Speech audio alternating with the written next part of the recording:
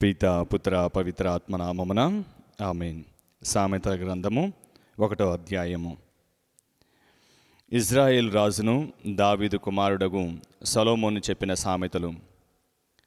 విజ్ఞానము ఉపదేశములను ఆర్జించుటకు, నిశిత దృష్టికి సంబంధించిన విషయములను ఎరుగుటకును, తెలివితేటలతో మెలుగుటకును, నీతి నియమములతో ప్రవర్తించుటకును, జ్ఞానము లేని వారికి తెలివిని పురుగలుపుటకును, యువకులకు విజ్ఞానము విచక్షణమును నేర్పుటకును, జ్ఞానులు మరింతగా అధికముగా విజ్ఞానము బడియుటకును, వివేకవంతులు హిత ఉపదేశములను పొందుటకును, ఉపమానములను నీతి కథలు అర్థం చేసుకొనుటకును, సుభాషితములను పొడుపు కథలను గ్రహించుటకును ఈ సామెతలు ఉద్దేశింపబడినవి.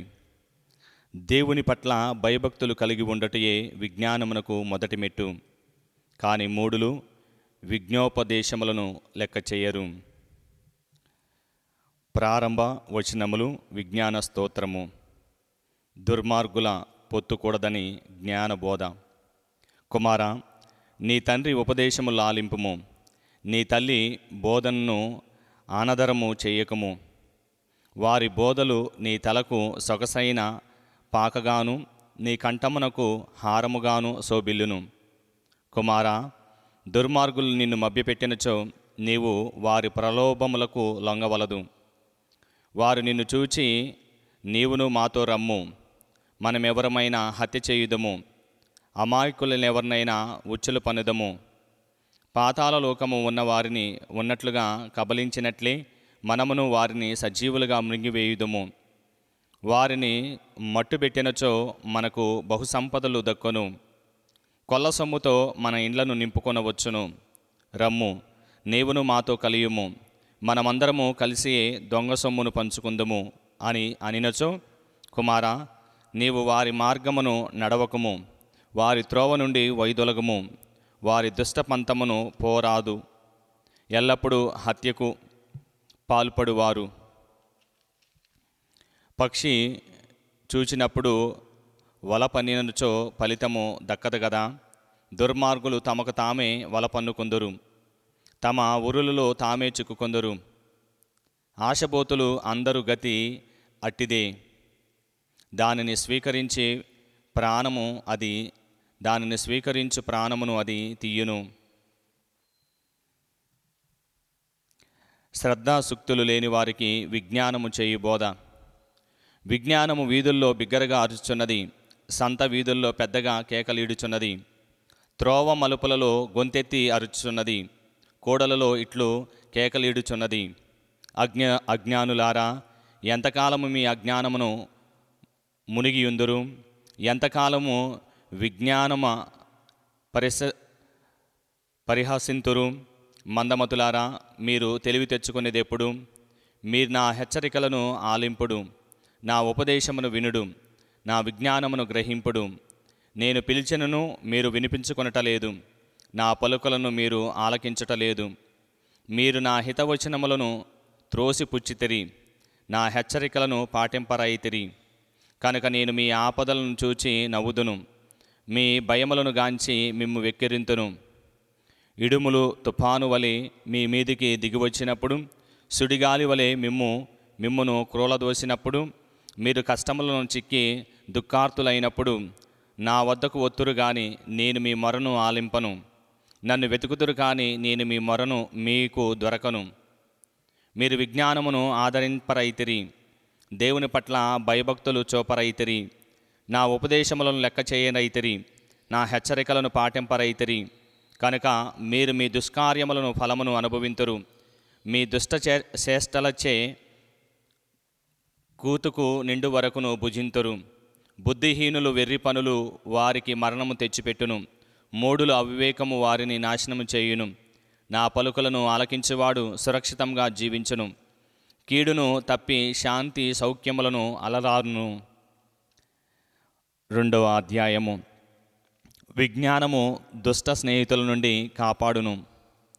కుమారులారా, నా పలుకులు శ్రద్ధగా వినుము, నా ఆజ్ఞలు ఎంతమాత్రము విస్మరింపకము. విజ్ఞాన వాక్కులను జాగ్రత్తగా ఆలింపుము. వివేకమును చక్కగా గ్రహింపుము. నీవు జ్ఞానమును అర్జింపుము. తెలివి కొరకు ప్రాకులాడుము. జ్ఞానమును వెండి వలె వెతుకుము. భూమిలో దాగి ఉన్న నిధి వలె గాలింపుము. అప్పుడు దేవుని పట్ల భయభక్తులు ఉన్ననేమి, దైవ జ్ఞానమునేమియో మీకు తెలియను. ప్రభు వివేకమునిచ్చును. తెలివియు జ్ఞానమును ఆయన నోటి నుండే వచ్చును. ధర్మాత్మలకు సాయము నొసగుడు వాడు, పుణ్యజనులను డాలువలె కాపాడువాడు ఆయనే. న్యాయమును పాటించు వారిని సంరక్షించువాడు, భక్తజనులను పరిరక్షించువాడు ఆయనే. నా మాటలు ఆలకింతువేమి, నీవు ధర్మమును నీతి న్యాయములు గ్రహింతువు, సత్పురుషుల మార్గమును పయనింతువు. విజ్ఞానము నీ హృదయంలోనికి ప్రవేశించును. వివేకము నీకు ప్రమోదము చేకూర్చును. తెలివి నిన్ను సంరక్షించును. విచక్షతన నిన్ను కాపాడును. అవి నిన్ను దుష్టుల మార్గము నుండి పరిరక్షించును. కళ్ళలాడు నరుని నుండి కాపాడును. దుర్మార్గులు ధర్మపదమును విడనాడి తమేమో మార్గమును పయనింతురు. దుష్టకార్యముల పట్ల ప్రీతి చూపుదురు. వక్రబుద్ధిని ప్రదర్శించి ఆనందింతురు. కుటిల మార్గమును నడుతురు. పెడదారులు పట్టుదురు. నీవు నా పలుకులు ఆలింతువేని, మృదవచనములతో నిన్ను ప్రలోభబెట్టు పరశ్రీ నుండి తప్పుకుందువు. ఆ వనిత తాను యుక్త వయసున పెళ్లాడిన భర్తను పరిత్యజించెను. తన ప్రతి వ్రత్యమును మంటగలిపెను.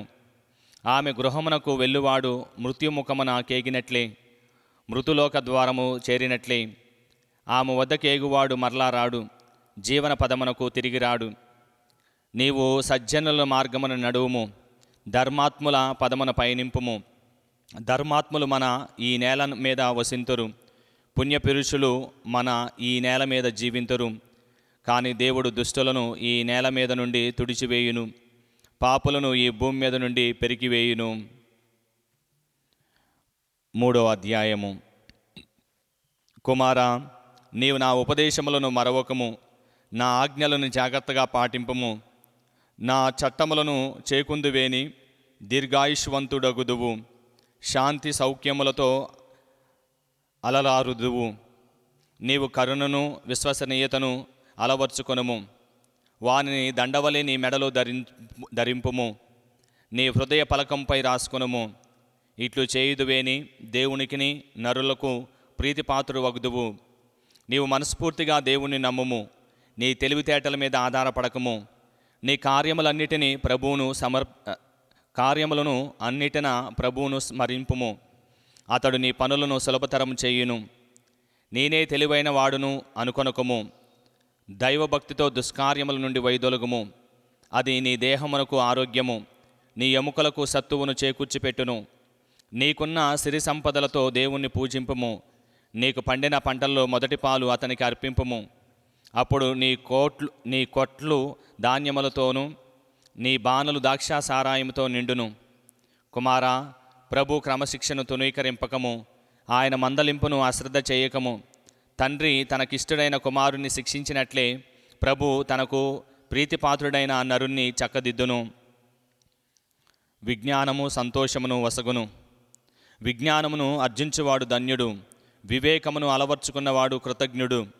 వెండి బంగారములు చేకూర్చుకొనుట కంటే విజ్ఞానమును అర్జించుట మేలు. అది పగడముల కంటే విలువైనది. రూలు కోరుకొనుట నదియు ఎట్టిది దానికి సాటి రాదు. విజ్ఞానము కూడి చేత దీర్ఘాయువు ఉండును, ఎడమ చేత సంపదలు కీర్తి ఉండును. అది నీ జీవితమును ఆనందమయము చేయును, నీ మనుగడకు సంతృప్తిని వసగును. విజ్ఞానము తనను స్వీకరించు వారికి జీవన వృక్షమగును, దానిని పొందువారు సంతోషంతో జీవింతురు.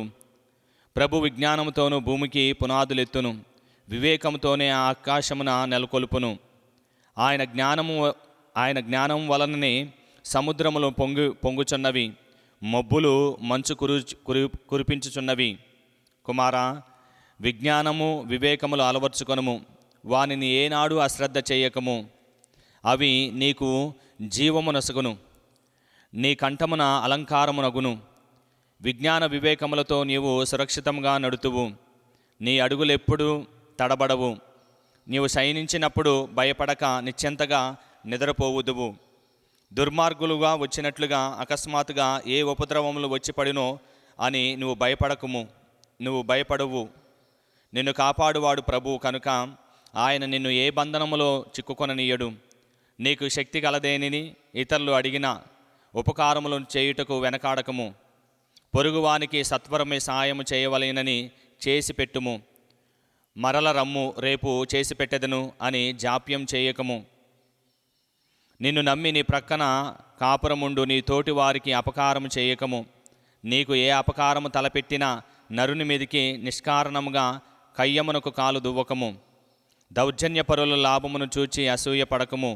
నీవు వారి వలె ప్రవర్తింపబోకుము. ఎందుకనగా ప్రభు దుర్మార్గులను యావగించుకొని సన్మార్గులను తన మిత్రులుగా చేసుకొనును. ఆయన దుష్టుల కుటుంబములను శపించి సత్పురుషుల గృహములను దీవించును. తనను అపహాసం చేసిన వారిని అపహాసం చేయును. వినయవంతులకు మాత్రము తన కృపను దయచేయును. జ్ఞానులకు కీర్తి అబ్బును, మూఢులు మాత్రము అవమానమున మునుగుదురు. 4వ అధ్యాయము. నరుడు విజ్ఞానమును ఎన్నుకోవలయను. కుమారులారా, మీ తండ్రి ఉపదేశమును ఆలింపుడు. సావధానముగా విని విజ్ఞానమును అర్జింపుడు. నేను మీకు సదుపదేశము చేయుదును కనుక నా బోధ పెడచెవున పెట్టకుడు. నేను ఒక తండ్రికి కుమారుడును, మా అమ్మకు ఒక్కడనైనా ముద్దుబిడ్డను. అప్పుడు మా తండ్రి నాకిట్లు బోధ చేసేటివాడు, నాయనా, నా పలుకులు శ్రద్ధగా వినుము. నా ఆజ్ఞలు పాటింతువేని నీవు బ్రతికిపోయేదవు. విజ్ఞాన వివేకములు అర్జింపుము. నా పలుకులు మరవకము, అశ్రద్ధ చేయకము. నీవు విజ్ఞానమును విడనాడుకుందువేని అది నిన్ను కాపాడును. విజ్ఞానమును ప్రేమింతువేని అది నిన్ను సంరక్షించును. విజ్ఞానము అర్జించుట అన్నిటికంటే ముఖ్యమైనది. నీకు ఉన్నవన్నీ వెచ్చించి అయినా దానిని బడియుము. వివేకమును ప్రేమింతువేని అది నిన్ను గొప్పవానిగా చేయును. దానిని అప్యాయముగా చూచుదువేని అది నీకు కీర్తి గడించిపెట్టును. అది నీ తలకు పూలదండగా చుట్టును, మేలిమి కిరీటము పెట్టును. కావున కుమారా, నా పలుకులు జాగ్రత్తగా వినుము. నీవు దీర్ఘాయుష్వంతుడగుదువు. నేను నీకు విజ్ఞానమును ఉపదేశింతును, సత్ఫలితము చూపెదను. నీవు విజ్ఞాన మార్గమును విడుతువేని నీకేదియూ అడ్డురాదు. నీ పాదములు త్రొట్టెల్లవు. నీవు నేర్చుకుని నా క్రమశిక్షణను విడనాడకము. దానిని పాటించినచో అది నీకు జీవము నసుగును. దుష్టుల మార్గమును ఏనాడును పయనింపకము. దుర్జనుల బాటలో సంచరింపకము. దుష్టపదమును మానివేయుము. దాని నుండి వైదొలిగి ప్రక్కగా తొలగిపోము. దుష్కార్యములను సల్పనేనే గాని దుష్టులకు నిద్ర పట్టదు. ఎవరికైనా హాని చేసిన నేనే గాని వారి కంటికి కునుకురాదు. వారు దుష్టవర్తననే భోజనముగా స్వీకరింతురు. దౌర్జన్యమునే పానీయముగా సేవింతురు. సత్పురుషుల మార్గమును వేకువ వెలుగు వంటిది. దాని ప్రకాశము పట్టపగలు వరకును క్రమముగా వృద్ధి చెందును. దుర్మార్గులు మార్గము మాత్రము రాత్రివలే తయోమయముగా నుండును. ఏది తగిలి పడిపోవుదురో వారికే తెలియదు. కుమారా, నా పలుకుల ఆలింపుము. నా మాటలు శ్రద్ధగా వినుము. వానిని ఏనాడును మరవకము. నీ ఎదలో పదిలపరుచుకొనుము. నా పలుకులను గైకొని వారికి అవి జీవనదాయకములగును, సంపూర్ణ ఆరోగ్యమును నసుగును. అన్నిటికంటే ముఖ్యముగా నీ హృదయమును పదిలము చేసుకొని నీ జీవనగతికి మూలాధారం అదియే. నీ నోటితో అబద్ధములు చెప్పకము. నీ పెదవులతో వంచన వాక్కులు పలకకుము. ధైర్యంతో ముందుకును చూచి నడువుము. నీ దృష్టిని ఎప్పుడునూ ముందరికను ప్రసరింపనిమ్ము. నీవు చేయనున్న కార్యములకు జాగ్రత్తగా సిద్ధము కమ్ము. అప్పుడు నీ పనులన్నిటా నీకు విజయము సిద్ధించును. చెడును విడనాడి రుజుమార్గమున నడువుము. కుడి ఎడమల బెత్తడైనను జరగకము.